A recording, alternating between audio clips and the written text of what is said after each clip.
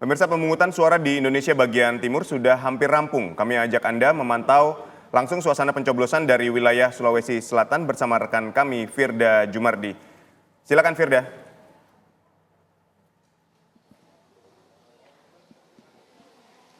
Ya pemirsa, sejak pukul 7.00 waktu Indonesia bagian tengah tadi di tempat saya melaporkan saat ini yang merupakan TPS 1 Kelurahan Maricaya Selatan, Kecamatan Lumajang, Kota Makassar yang merupakan tempat dari calon gubernur Sulawesi Selatan nomor urut 1 yaitu Muhammad Ramdan Pomanto yang akan menyalurkan hak suaranya di sini, di mana dimulai dengan pengecekan surat suara yang dilakukan oleh Ketua KPPS di TPS ini dan juga disaksikan oleh Bawaslu maksud saya pemirsa dan juga saksi-saksi dari masing-masing paslon. Dan pada pukul 8.00 waktu Indonesia bagian tengah ini Cagup Muhammad Ramdan Pomanto bersama keluarganya ini berjalan kaki dari kediamannya, memang tidak jauh dari TPS ini sekitar 200 meter bersama keluarga ke TPS 1 di Kelurahan Maricaya Selatan, Kecamatan Lumajang, Kota Makassar ini. Dan ini Pomanto bersama keluarga ini kompak mengenakan baju berwarna putih, di mana menurutnya baju berwarna putih ini menggambarkan kebaikan pada Pilkada serentak 2024 ini.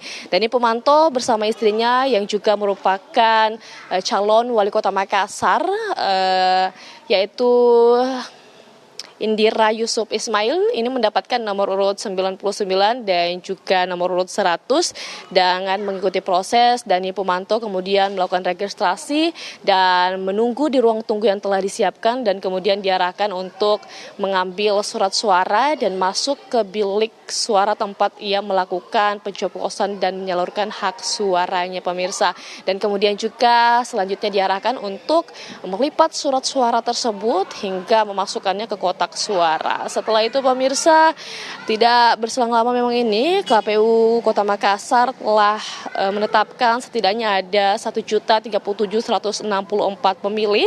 Sementara untuk TPS sendiri di Kota Makassar ini terdapat 1.877 TPS dibagi atas 187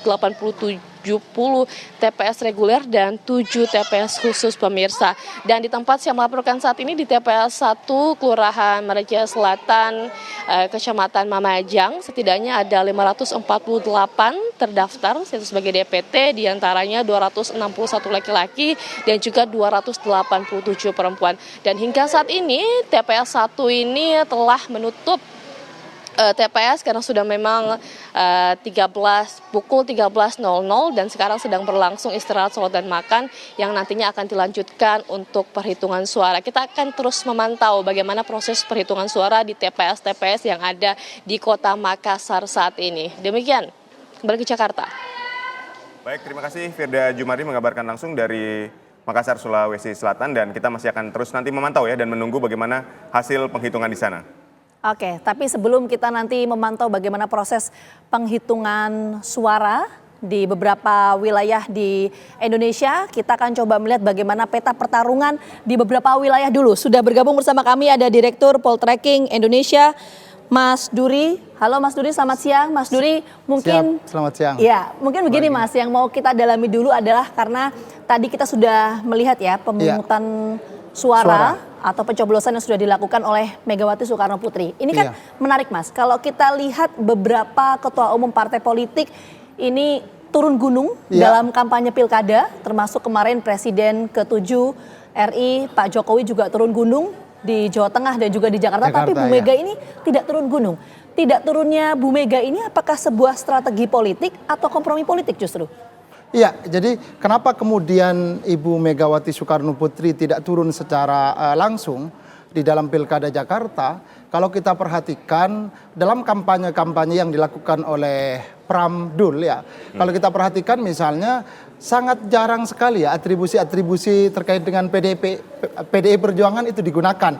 Apalagi dalam hal ini misalnya ketua umumnya secara langsung. Nah, ini saya kira ada konsekuensi dari peta konstelasi politik di Jakarta, terutama orientasi politiknya yang saya kira memang cukup unik, di mana ya PDI barangkali tidak cukup mendapatkan penerimaan yang cukup baik gitu dari pemilih di Jakarta.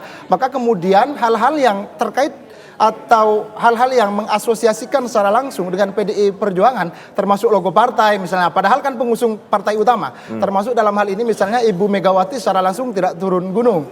Padahal misalnya sebelumnya mantan Presiden Pak Jokowi misalnya turun secara langsung begitu. Tapi begini, kalau memang tadi Mas Duri menyampaikan tidak ada atribusi partai politik khususnya PD Perjuangan ya, apakah ini akan mempengaruhi suntikan elektoral untuk masing-masing pasangan calon yang diusung oleh PD Perjuangan? Iya, tentu ini kan bagian dari strategi bagaimana cara memikat pemilih yang ada di Jakarta, terutama terhadap pasangan tadi Pramono Dul ya, yang dalam hal ini misalnya sebagai bagian dari kandidat yang secara langsung diusung oleh PDI Perjuangan, kemudian melawan Kim Plus ya, meskipun ada kandidat independen, tapi kan yang dominan dua kandidat ini yang saya lihat misalnya sangat kompetitif ya di dalam Pilkada Jakarta. Tentu tidak dihadirkannya atribusi-atribusi yang terkait secara langsung dengan kandidat tersebut ya tentu untuk mendapatkan magnet elektoral supaya mendapatkan perhatian, karena sepertinya ya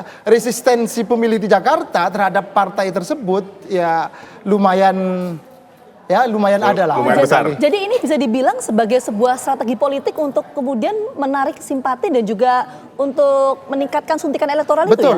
Betul sekali. Jadi ini adalah bagian dari cara komunikasi kandidat pasangan Pramdul kepada pemilih dengan cara yang menghindarkan diri dari tadi atribusi-atribusi yang secara ideologis misalnya saya kira relatif berseberangan ya dengan umumnya pemilih di Jakarta yang cenderung tengah ke kanan gitu. Tadi yang menarik Anda katakan adalah kejar-kejaran antara elektabilitas Pramdul dengan RK Suswono. Nah ini sebenarnya seperti apa yang terjadi berdasarkan analisis Anda? Ya, saya kira kenapa kemudian, jadi di awal kan kalau kita perhatikan misalnya di berbagai data, survei-survei yang dilakukan, pasangan RK Suswono memang relatif unggul di awal gitu. Tetapi kemudian dalam perjalanannya terjadi crash, kemudian menjadi sangat kompetitif ya di beberapa temuan survei terakhir sebelum hari tenang ya kalau kita perhatikan.